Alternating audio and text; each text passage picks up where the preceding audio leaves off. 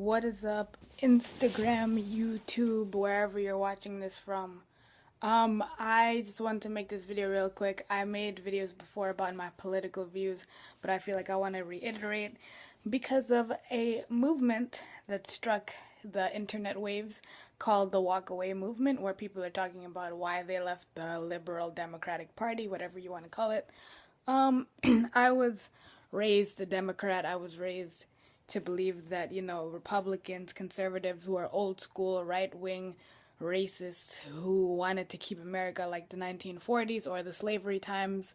I was brought to different political events as a kid and all that kind of stuff. I was actually at Obama's very first inauguration. I was there in the audience. I was in the 8th grade when he got elected. I was in middle school, 13 years old. So, yeah, I went to his second inauguration, but I stayed in the hotel because it was way too cold, and I was like, I'm not doing this again. So I stayed in the hotel with my brother. Other people that I was with attended the inauguration. I campaigned for Obama. I campaigned for other Democratic politicians without ever looking at them or their track record. I just believed that, oh, I'm black, so therefore I should, be a Democrat because black people are Democrats, white people are racist, white people in particular are Republicans, whatever. But later on, I found out about things like the Illuminati, the shadow government, whatever you want to call it. And the more I got into Jesus Christ, I noticed that my life views were more so in tune with things that people would call more conservative. And I remember back in when I was growing up, when you would call somebody conservative, it didn't mean a political party. It meant that they were more, reserved about their lifestyle and their choices and all of that kind of stuff. So if somebody didn't drink or they weren't promiscuous, you would say, oh, she's a conservative girl, But sorry guys. Later on, it was really during the 2016 election cycle where I saw how malicious the left was being. Like, everybody loved Donald Trump, black people included. He was an idol to a lot of black people. Rappers would make songs about him. Rappers and all different types of people would hang out with him. Everybody loved Donald Trump until he became a candidate for the 2016 election cycle, not running as a Democrat. Then everybody said he was a racist, he was so sexist, he did this and this and this and that. And everybody was coming out of the woodworks with an evil story to tell, when just like a couple of years before, people were making songs like Up Like Trump and like My Donald Trump Money and all of that kind of stuff. So I was on social media, and this was the very first time that I was able to vote in a presidential election, and I couldn't vote for Hillary. I just couldn't.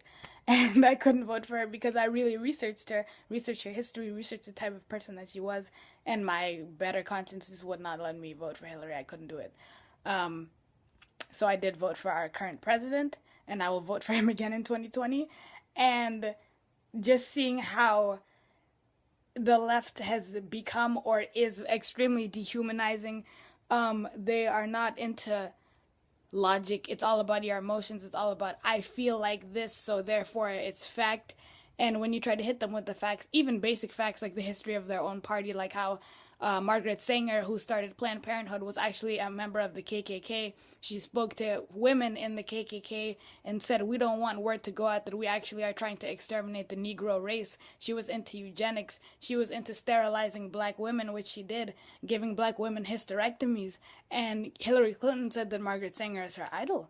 And also things like the Clintons and Haiti and all of these different types of things. And just how if you are not a Democrat, you are just evil, you're a Nazi, you are this, you are that. It's just dehumanizing. Abortion, even how the Democrats actually owned the slaves. And you can't tell people that because they just don't believe you.